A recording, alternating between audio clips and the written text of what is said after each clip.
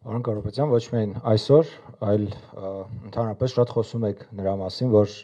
միանշանակ հաղթելու եք այս ընտրություններում։ Հետաքրքիր է, որտեղից է այդ վստահությունը, սոցիոլոգիան է, թե այլ տեղից, որովհետև տնային կալանքում եք եւ ժողովրդի հետ ուղիղ շփվելու հնարավորություն էլ չունեք։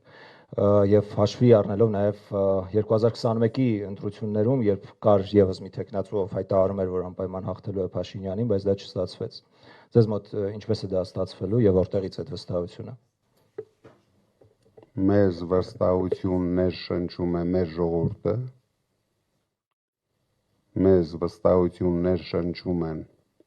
բոլոր հարցումները, մեզ վստահություններ շնչում է Փաշինյանի բացարձակ ցածր ռեյտինգը, իսկ ինչ վերաբերվում է տնային կալանքի պայմաններում, այնպես է ստացվել,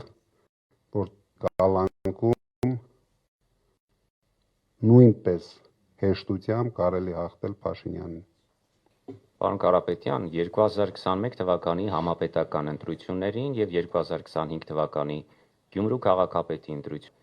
Ինչ որ X պահի հանկարծ անջատվեց էլեկտրականությունը։ Դուք որպես հեծի փաստացի սեփականատեր մտավախություն չունեք, որ նույնը, բայց ավելի մեծ մասշտաբով կարող է կրկնվել այս համապետական ընտրություններին եւ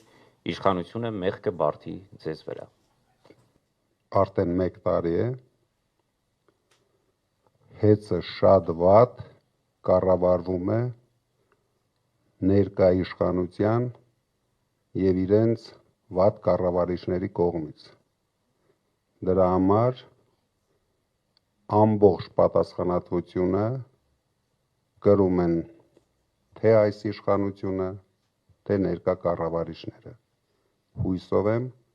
այդպիսի ապօրինություններ նրանք չեն անի, որի համար հետագայում լուրջ պատասխանատվության են ենթարկվելու։